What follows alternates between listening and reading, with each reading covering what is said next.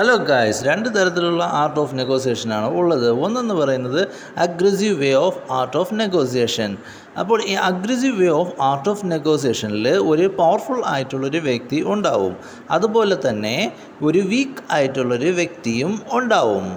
ഈ പവർഫുൾ ആയിട്ടുള്ളൊരു വ്യക്തി ഈ വീക്ക് ആയിട്ടുള്ളൊരു വ്യക്തിയുടെ അടുത്ത് എന്തെങ്കിലും ബിസിനസ്സോ എന്തെങ്കിലും ഒരു സ്ഥലക്കച്ചവടമോ ചെയ്യാൻ ഉണ്ടെങ്കിൽ ഈ പവർഫുൾ ആയിട്ടുള്ള വ്യക്തി തൻ്റെ ശക്തി ഉപയോഗിച്ച് ആളെ പീഡിപ്പിക്കുകയും മർദ്ദിക്കുകയും അവസാനം ഈ വീക്കായിട്ടുള്ളൊരു വ്യക്തി വേദന സഹിക്കാതെ എല്ലാം ആ പവർഫുള്ളായ വ്യക്തിക്ക് എഴുതി കൊടുക്കുകയും ചെയ്യുന്നു. അങ്ങനെ ആ പവർഫുൾ ആയിട്ടുള്ളൊരു വ്യക്തി വളരെ നിസ്സാര വിലയ്ക്ക് അതെല്ലാം സ്വന്തമാക്കുന്നു.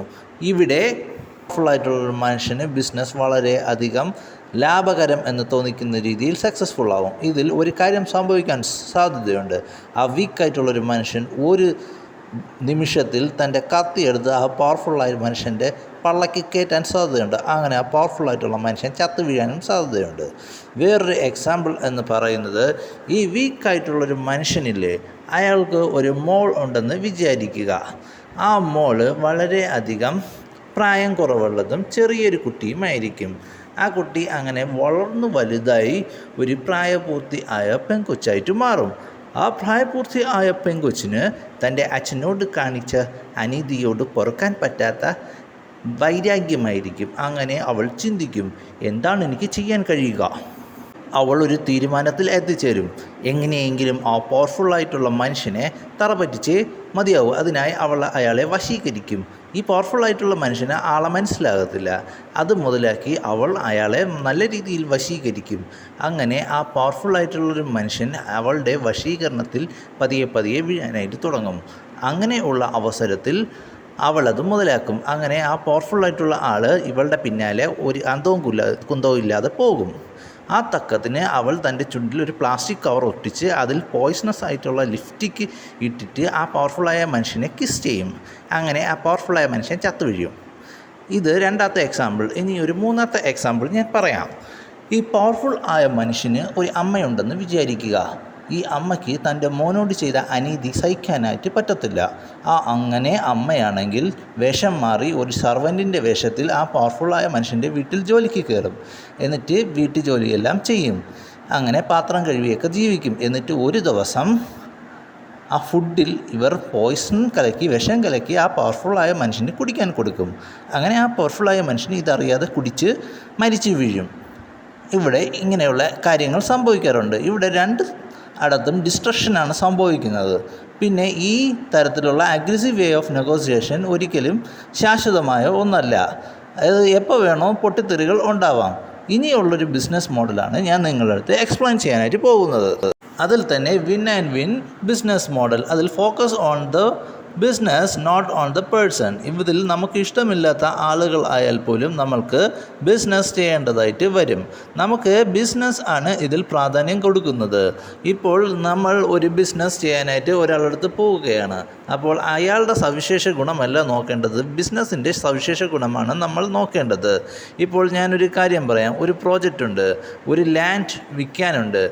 ഒരു ലാൻഡ് ഇരിക്കുന്ന മനുഷ്യനെ നിങ്ങൾക്ക് ഇഷ്ടമല്ല, എന്നാലും നിങ്ങൾക്കത് അയാളിൽ നിന്ന് വാങ്ങണം. അപ്പോൾ നിങ്ങൾ ചെയ്യേണ്ട കാര്യമെന്ന് പറഞ്ഞാൽ ആ ലാൻഡ് പ്രോപ്പർട്ടിയുടെ സാധ്യതകളെക്കുറിച്ച് ആലോചിക്കണം. അത് ഇൻ ഫ്യൂച്ചർ അതിൻ്റെ പ്രൈസ് ഇൻക്രീസ് ആവും. കാരണം എന്ന് പറഞ്ഞാൽ ഒരു മദർ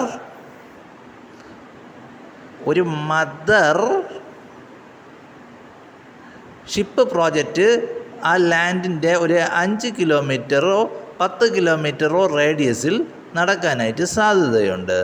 അപ്പോൾ ഈ പ്രോജക്റ്റ് വരുന്നതോടുകൂടി ആ ലാൻഡിൻ്റെ വാല്യൂ ഇൻക്രീസ് ആവും. അങ്ങനെ 5 കൊല്ലത്തിനുള്ളിൽ ആ ലാൻഡ് വളരെ അധികം വാല്യൂ ഉള്ളതായി തീരും. നിങ്ങളുടെ പ്രോജക്റ്റ് എന്തു തന്നെ ആയാലും ഒരു ക്യാഷ് സമ്പാദിക്കാൻ പറ്റുന്നതായിരിക്കും. കാരണം ലാൻഡ് വാല്യൂ 5 കൊല്ലത്തിനുള്ളിൽ ഭയങ്കരമായിട്ട് ഇൻക്രീസ് ആവും.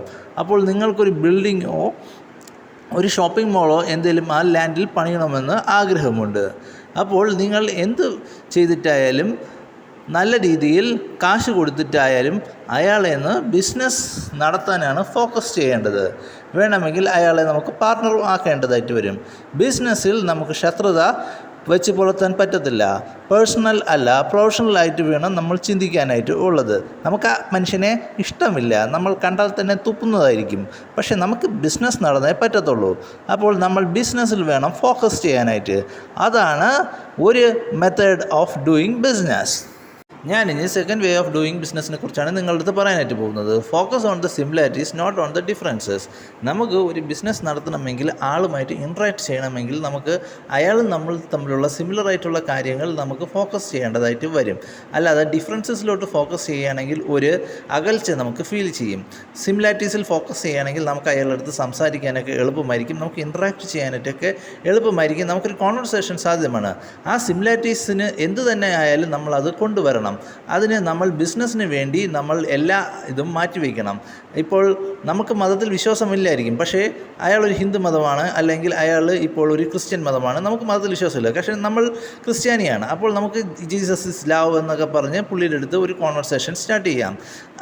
അതുമല്ലെങ്കിൽ മുസ്ലിം ആണെങ്കിൽ, നമ്മൾ മുസ്ലിം ആണെങ്കിൽ ഇൻഷാ അള്ളാ എന്നൊക്കെ പറഞ്ഞ് അയാളുടെ അടുത്ത് ഒരു ബന്ധം സ്ഥാപിക്കുക. അല്ലെങ്കിൽ ജയ് ശ്രീകൃഷ്ണനോ ജയ് ശ്രീരാമോ എന്നൊക്കെ പറഞ്ഞ് ഒരു ഹിന്ദു മതസ്ഥനാണെങ്കിൽ നമുക്ക് അതിൽ കയറിയും നമുക്ക് മുന്നോട്ട് പോകാം. പിന്നെ നമുക്ക് വേറൊരു രീതിയിലുള്ളതെന്ന് പറഞ്ഞാൽ, ഇപ്പോൾ നിങ്ങളും അയാളും ചെറിയ സ്കൂളിൽ ഒരുമിച്ചാണ് പഠിച്ചതെന്ന് വിചാരിക്കുക. അപ്പോൾ അത് പറഞ്ഞ് നിങ്ങൾക്ക് തുടങ്ങാം. അല്ലെങ്കിൽ ഇപ്പോൾ അയാൾക്ക് ഫുട്ബോൾ ഇഷ്ടമാണ്, അയാൾ ഫുട്ബോൾ കളിക്കുന്ന വ്യക്തിയാണ്, അപ്പോൾ അത് പറയാം. അല്ലെങ്കിൽ ക്രിക്കറ്റാണ് ഇഷ്ടമെങ്കിൽ ക്രിക്കറ്റിൽ കയറി നമുക്ക് കാര്യങ്ങളെല്ലാം അവതരിപ്പിക്കാം. അതുമല്ലെങ്കിൽ ബാസ്ക്കറ്റ് ബോളാണ് ഇഷ്ടമെങ്കിൽ നമുക്കും ഇഷ്ടമുണ്ടെങ്കിൽ നമ്മൾ ആ ബാസ്ക്കറ്റ് ബോളിനെ കുറിച്ചുള്ള കാര്യങ്ങൾ പറഞ്ഞ് അയാളുമായിട്ടൊരു നല്ലൊരു കോൺവെർസേഷൻ നമുക്ക് സ്റ്റാർട്ട് ചെയ്യാനായിട്ട് സാധിക്കുന്നതായിരിക്കും. പിന്നെയുള്ളതെന്ന് പറയുന്നത് focus on good, not on perfection എന്നതാണ്. അതിനർത്ഥം എന്ന് പറയുന്നത്, നമുക്ക് ബിസിനസ് പെർഫെക്റ്റ് ആയിട്ടല്ല, നമുക്ക് നല്ല രീതിയിലാണ് കൊണ്ടുപോകേണ്ടത്. അപ്പോൾ നമ്മൾ കുറച്ച് വിട്ടുവീഴ്ചകളൊക്കെ ചെയ്യേണ്ടതായിട്ട് വരുന്നുണ്ട്. അപ്പോൾ നമ്മൾ പാർട്ട്ണർ എന്തെങ്കിലുമൊക്കെ പറയുകയാണെങ്കിൽ നമ്മൾ അത് പെർഫെക്റ്റ് ആയിട്ട് വേണമെന്ന് പിടിക്കാനായിട്ട്